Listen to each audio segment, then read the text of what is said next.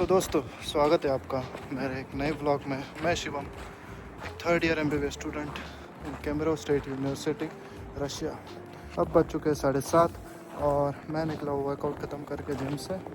आज का हमारा वीडियो बनाने का टॉपिक है how was my experience in Russia, यानी कि जब मैं फर्स्ट ईयर में आया था तो मेरा एक्सपीरियंस कैसा था, क्या क्या चीज़ें हुई, मैंने कैसे एडमिशन लिया, ये सब बातें मैं आपको आज बताऊँगा।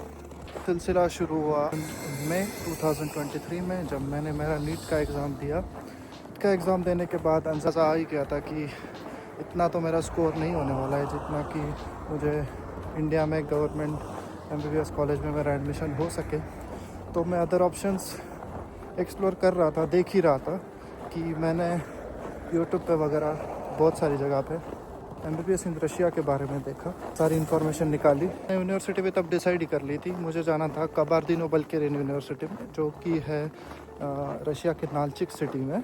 और वैसे तो मैं वहाँ के ब्लॉगर को फॉलो कर रहा था, तो उससे मैंने सारी इन्फॉर्मेशन निकाली थी। और उसके बाद मैंने काफ़ी कंसल्टेंसी से बात करी, तो मुझे एक कंसल्टेंसी मिली जो कि वहाँ कबार्दिनो में एडमिशन मेरा करा रही थी। तो मैंने उनसे बात करी और पैकेज डिसाइड हुआ।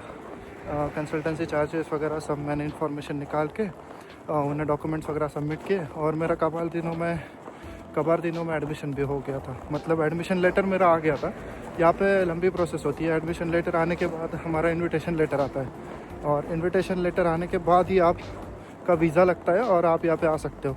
लेकिन मेरा एडमिशन लेटर तक प्रोसेस हो गया था। एडमिशन लेटर का प्रोसेस होने के बाद थोड़े ही दिनों कंसल्टेंट ने मुझे बताया कि अब कबार्दिनो यूनिवर्सिटी में कुछ हुआ है। वहाँ पुलिस आई थी, क्योंकि यूनिवर्सिटी के कंसल्टेंट ने वगैरह ऐसा कुछ सीन बताया। यूनिवर्सिटी के कंसल्टेंट ने वहाँ ज़्यादा स्टूडेंट्स लेने के कारण वहाँ केस वेस हो गए, जो कि ऐसा कुछ नहीं था।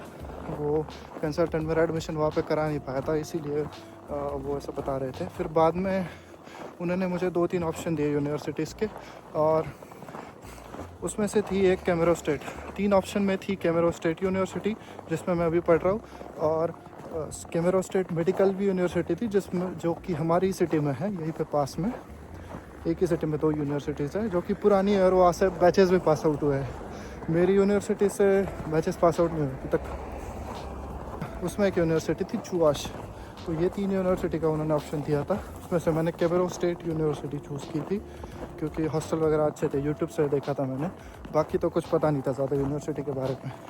तो मैंने कंसल्टेंट को इन्फॉर्म करके वहाँ का एंट्रेंस एग्ज़ाम, जो कि फॉर्मेलिटी होता है, वो दे दिया। और उसके बाद मेरे सारे डॉक्यूमेंट सबमिट होने के बाद मेरा वहाँ का भी एडमिशन लेटर आ ही गया था, और जो कि मेरा एडमिशन होना था कबार्दिनो में, और मैं लगभग जाने वाला था रशिया सितंबर-नवंबर में। वो अब हो गया था काफ़ी डिले। तो काफ़ी टेंशन भी हो रहा था कि इस साल हो पाएगा या नहीं, इनविटेशन लेटर आएगा या नहीं। लेकिन फाइनली मेरा दिसंबर में इनविटेशन लेटर आ गया, और जो कि बहुत खुशी की बात थी। पर में इनविटेशन लेटर आने के बाद मेरा 17 जनवरी को टिकट हो गया था रशिया का, यानी कि 17 जनवरी को टिकट होने के बाद फिर मैंने पैकिंग सब किया, और 18 या 19 जनवरी को मैं था इधर कैमरो में। आने के बाद तो ठंड काफ़ी थी यहाँ पे। पहले ही दिन -27 डिग्री टेम्परेचर था, तो ठंड देख के तो लगा था थोड़ा। तो एडमिशन डिले होने के कारण मैं आया था यहाँ पे जनवरी में, और काफ़ी सारे बच्चे यहाँ पे आ चुके थे, जो कि अक्टूबर-नवंबर में पहले की जो बैचेस थी वो आ ही चुकी थी। मैं और मेरे साथ 27 बच्चे थे आई थिंक, वो सारे हम आए थे जनवरी में। उसके बाद 15 दिनों में हमारे क्लासेस शुरू हो गए। फिर मैं सब्जेक्ट्स थे एनाटॉमी, हिस्टोलॉजी, डेवलपमेंटल बायोलॉजी, ये सारे सब्जेक्ट थे। यहाँ पे रशिया में हमें रशियन पढ़ना मैंडेटरी होता है पहले 3 साल। तो रशियन एक सब्जेक्ट था, लैटिन था, ये सारे सब्जेक्ट्स थे। और फर्स्ट ईयर तो हमारा सिर्फ 6 मंथ्स का ही था, क्योंकि जून में तो यहाँ पे जून-जुलाई में सेमेस्टर ख़त्म हो जाता है, और जनवरी में हमारा शुरू हुआ था। तो 6 मंथ में हमने फर्स्ट ईयर निपटा लिया था। और उसके बाद मेरा एक्सपीरियंस ख़राब था, क्योंकि मैं बीमार हो गया था। मैं जून में बीमार हुआ था, और छुट्टियाँ लगने वाली थी हमें जुलाई में। हालांकि छुट्टियाँ लग चुकी थी, लेकिन हमारा जो हॉस्पिटल ड्यूटी होता है वो बाकी था, तो उसके लिए हम रुके थे। और वो होना था जुलाई में, तो उसके बाद मैं घर जाने वाला था। तो 19 जुलाई का मेरा टिकट था। तो तब तक तो मैंने 1 महीना यहाँ पे निकाला और मैं काफ़ी ज़्यादा बीमार था। मेरा वेट लॉस हुआ था और जब घर पे जाके चेक वगैरह किया तो सारी चीज़ें, ब्लड भी काफ़ी कम हो चुका था, यानी कि हीमोग्लोबिन मेरा 6-7 पे आ चुका था। तो वो लास्ट मंथ तो ख़राब एक्सपीरियंस था। और घर आने के बाद मैंने ट्रीटमेंट ली, उसमें 1 महीना गया मेरा। तो वो इतना कुछ अच्छा एक्सपीरियंस नहीं था। लेकिन सेकंड ईयर जब कंप्लीट किया मैंने, तो अभी मतलब जब मैं सेकंड ईयर कंप्लीट करके घर आ गया तो वो अच्छा एक्सपीरियंस था। तब बीमार वगैरह नहीं था। तो ये था मेरा एक्सपीरियंस रशिया में, फ़र्स्ट और सेकंड ईयर। अब मैं हूँ थर्ड ईयर में। अभी हमारे क्लासेस हॉस्पिटल में वगैरह लगना शुरू हो गई है, यानी कि प्रैक्टिकल या क्लिनिकल नॉलेज पे हमारा ये ईयर में फोकस ज़्यादा रहेगा। तो ये बातें तो चलती रहेगी। मैं आपको दिखाता हूँ यहाँ का हेयर कट का शॉप, जो कि हमें रास्ते में लगता है। मैं आ जा रहा हूँ अभी सुपर मार्केट, जो कि पास में ही है। और ये देख सकते हो, तो ये है सुपर मार्केट, जो कि है मागनीत, जिसमें सारी चीज़ें मिल जाती है सारी, यानी कि वेजिटेबल्स वगैरह और सारे सुपर मार्केट में जो जो मिलता है। तो चलते हैं और देखते हैं कैसा रहेगा।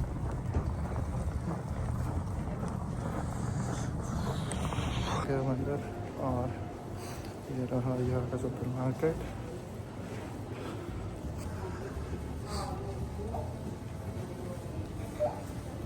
ज़्यादा कुछ सामान तो लेना नहीं है हमें, बस अंडे वगैरह लेने हैं। मैं तब तक आपको रेट्स वगैरह दिखा देता हूँ। ये रहा केला, जो कि अभी ख़राब है। उसका प्राइस है 128 रूबल्स पर केजी। यहाँ पे केला केजी पे मिलता है। हमारे इंडिया में तो डज़न के हिसाब से देते हैं। ये एप्पल यहाँ पे सस्ते ही होते हैं, ज़्यादातर दिनों यहाँ पे आपको सस्ते होते हैं, जो कि आपको 100 या 120 पर केजी मिल जाएंगे। अब फ़िलहाल तो 149 है। और मैं एक बात बता दूँ यहाँ पे आपको, यहाँ पे किसी चीज़ की प्राइस फिक्स नहीं है। मतलब जैसे इंडिया में हर एक चीज़ की MRP होती है, यहाँ पे किसी चीज़ की MRP लिखी नहीं होती। आपको ये चीज़, एक चीज़ समझो, ये पैकेट है, ये यहाँ पे अभी लिखा है 67 का, जो कि दूसरे शॉप में जाओगे तो आपको अलग प्राइस पे मिलेगा या सेम पे भी मिल सकता है। सब फिक्स नहीं, उस पर MRP नहीं लिख रहेगी और उसकी प्राइस चेंज भी होती रहेगी। तो यहाँ पे ये है दूध, 2 टाइप्स के दूध है। ये 2.5 है, यानी कि 2.5 फैट है इसमें, और ये 3.5 फैट का दूध है। 3.2 फैट का दूध है, जो मैं यूज़ करता हूँ। फ़िलहाल तो पड़ा है रूम पे, इसलिए हम नहीं लेंगे। इसका प्राइस है 66 रूबल्स 1 लीटर का। और ये जो 2.5 है, इसका होगा आई थिंक 44 का आता है। ये अब चल रहा है 49 रूबल का। और आप देख सकते हो तरह तरह का दूध मिल जाएंगे, यानी कि अलग अलग ब्रांड्स के, अलग अलग फैट परसेंटेज के। और ये देख सकते हो आप, ये भी दूध ही है, जो कि होता है 20%। और यहाँ पे वीगन मिल्क भी है, आप देख सकते हो, आलमंड मिल्क और तरह तरह के दूध है, जिसके प्राइस में भी डिफरेंस है। आप जैसा दूध लोगे आपको वैसा प्राइस पे करना पड़ेगा। ये है यहाँ का स्मिताना, यानी कि हम कह सकते हैं दही जैसा ही टेस्ट है इसका। और ये आता है यहाँ पे 46 का, 46 में 350 ग्राम। और इसका भी प्राइस चेंज होते रहता है, कभी ये 50 पे चला जाएगा, 53 पे चला जाएगा। और इसमें भी परसेंटेज होता है, ये 10% है। हमें लेने हैं अंडे, तो चलते हैं अंडों की तरफ। अंडे भी यहाँ पे डिफरेंट टाइप्स के होते हैं। तो ये है C1, और आप देख सकते हो वो है C0, C2, C1 और C0। ये 3 तरह के अंडे मिल जाएंगे आपको यहाँ पे। तो हम खा लेते हैं C1, देख लेंगे फूटा हुआ तो नहीं है। ज़्यादातर C1 ही यूज़ करते हैं, जो कि है मिडल वाला। मतलब C2 तो ज़्यादा छोटा हो जाता है और C1 ज़्यादा बड़ा होता है। तो ये 15 अंडों का ट्रे हमें मिल जाएगा 109 में, 109 रूबल का। बाकी यहाँ पे ऑयल मिल जाएगा। ऑयल यहाँ पे ज़्यादातर सनफ्लावर का यूज़ होता है, यानी कि सनफ्लावर की सीड्स का। बाकी मैंने ज़्यादा ऑयल नहीं देखे। ये फ्लैक्स सीड का ऑयल मिल जाएगा, ये सारे ऑयल का टाइप से जो आप देख सकते हो। ये रहा ब्रेड का सेक्शन, जहाँ पे सारे ब्रेड्स मिल जाएंगे अलग अलग टाइप के, जैसे आप खाते हो। ये थोड़ा छोटा सुपर मार्केट है, यानी कि रशिया में काफ़ी तरह के सुपर मार्केट्स हैं, काफ़ी तरह के सुपर मार्केट्स हैं, मतलब छोटे बड़े। तो ये जो मागनी थे, मैं जहाँ पे आया हूँ, ये छोटा वाला सुपर मार्केट है। और एक सुपर मार्केट है जो कि डी मार्ट की तरह है, उसका नाम है लेंटा। वो भी मैं आपको अगले वीडियो में दिखाऊँगा। तो वो काफ़ी बड़ा है, यहाँ पे हमें सारा सामान मिल जाएगा, लेकिन ये थोड़ा छोटा है। जैसे कि मैग्नीट जैसा ही पेट्रोच का है, घर से है, वो सामने दिख जाएगा। तो दिखाता हूँ टमाटर, जो कि इंडिया में मिल जाता है 10-20 रुपये किलो। यहाँ पे हमें पे करना होगा 219 रुपये पर केजी के हिसाब से। तो टमाटर यहाँ पे महंगा होता है, बाकी तो खाली पड़े हैं क्रेट। यहाँ पे प्याज वगैरह वो सब होता है, प्याज सस्ता मिल जाएगा, आलू सस्ता होता है। का बिलिंग दिखा दूँ, हमने ले लिए अंडे। और यहाँ पे सेल्फ बिलिंग का प्रोसेस होता है, तो हम सेल्फ बिलिंग करेंगे। जो हो गया QR उसने अपने आप खुद ही स्कैन कर लिया, हालांकि उसने 2 कर लिए, 2 बार कर लिया, तो एक हम माइनस कर देंगे। और यहाँ पे आता है मैग्नेट का कार्ड, मतलब जो कि होता है डिस्काउंट का कार्ड। हम कार्ड लगा देंगे और उसके बाद, क्योंकि हमने एक अंडों का ट्रे माइनस किया, तो यहाँ के जो कोऑर्डिनेटर होते हैं उनका कार्ड टैप करना पड़ता है अगर हमने कुछ चेंज वगैरह किया तो सेल्फ बिलिंग के वक्त। तो हम सेलेक्ट कर लेंगे बैंकों में सहकारता है, क्योंकि हमें कार्ड से पेमेंट करना है। ये पूछ रहा है चेक चाहिए या नहीं, मतलब बिल चाहिए आपको, तो हमें नहीं चाहिए, नियत स्पसिफा कर देंगे। और यह मेरा रिटर्न कप का कार्ड यहाँ पे टैप कर दूँगा और हमारा पेमेंट हो गया है। लेने ड्राई फ्रूट्स के लिए यहाँ पे एक सेपरेट दुकान है, वहाँ से हम ड्राई फ्रूट्स लेंगे और निकलते हैं यहाँ से और बातचीत करते हैं कैसा रहा था मेरा एक्सपीरियंस, क्योंकि मैं आपको पहले बता रहा था। यहाँ का ड्राई फ्रूट का शॉप, ये सारे प्राइसेस। ग्राउंड नट्स का प्राइस है 260 पर केजी, और अलग तरह का ग्राउंड नट्स का प्राइस है 300 रुपये पर केजी, सॉरी 300 रुपये पर केजी। हमें चाहिए ग्राउंड नट्स और पम्पकिन सीड्स,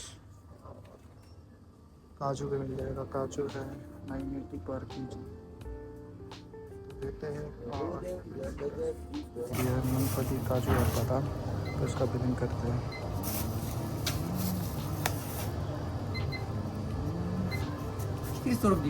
Хорошо. Карта? Да, карта.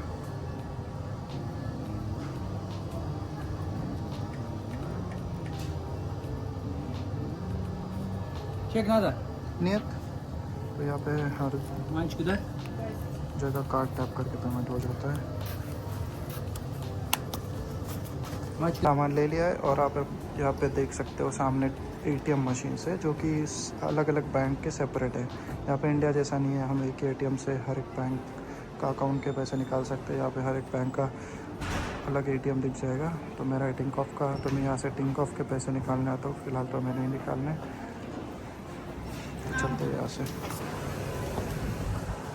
तो देख सकते हो आप, न्यू ईयर की लाइटिंग लगा रखी है। सामने भी सुपर मार्केट्स है, पेट्रोच का, यार्चे वगैरह। और चलते हैं यहाँ से।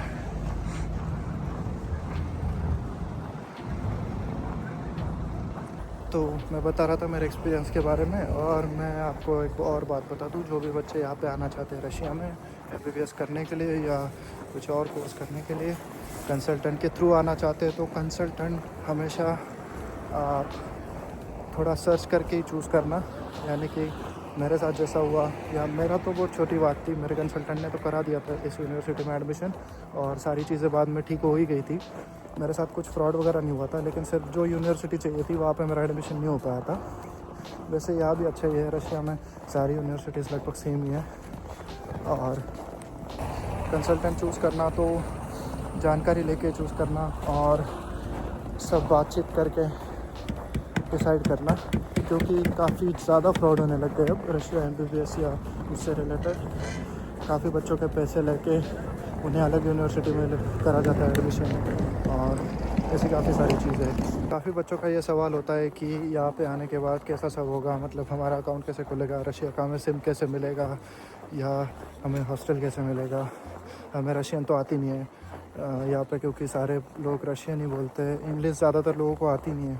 तो मैं उनको बताना चाहूँगा कि आप किसी भी कंसल्टेंसी से आओ, यहाँ पे सीनियर्स वगैरह होते ही है, तो आपका पहले ही दिन सिम बन जाएगा, मतलब रशियन सिम आपको मिल जाएगा, जिससे आप घर पे बात कर सकते हो या इंटरनेट यूज़ कर सकते हो।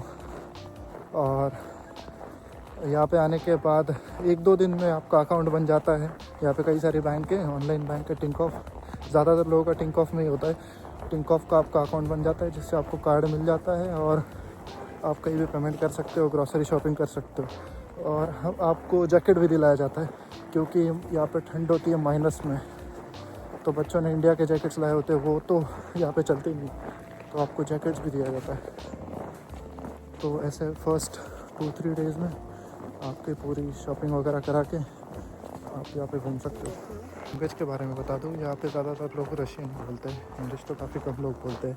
तो आप अगर किसी को आना होगा, या मैं मेरा भी एक्सपीरियंस बताऊँगा, तो मैं बेसिक रशियन तो सीख के आया था, काफ़ी ज़्यादा बेसिक, मतलब अल्फ़ाबेट्स वगैरह उतना ही वहाँ से सीख के आया था। लेकिन फर्स्ट ईयर में हमारे first year, second year, third year हमारे रशियन में क्लासेस लगे रशियन सब्जेक्ट के, तो और मैंने भी खुद इम्प्रूव किया। तो मैं बेसिक रशियन जानता हूँ, जो कि यहाँ पे बहुत ज़रूरत है उसकी, क्योंकि इंग्लिश ज़्यादातर लोग बात करते नहीं हैं। तो अगर कोई आना चाहता है तो मैं भी उसे वही बताऊँगा कि आप इंडिया से ही बेसिक रशियन सीख के आओ, तो आपको यहाँ पे काफ़ी ज़्यादा फ़ायदा होगा। मैंने आपको काफ़ी सारी इन्फॉर्मेशन दी होगी जो आपके काम में आएगी, या मेरा एक्सपीरियंस कैसा था वो बताया। अगर कुछ रह गया होगा तो मैं अगले वीडियोज़ में कवर कर लूँगा। इस वीडियो को यहीं पे ख़त्म करते हैं, तब तक के लिए बाय बाय, और चैनल को सब्सक्राइब, लाइक और शेयर कर दीजिए।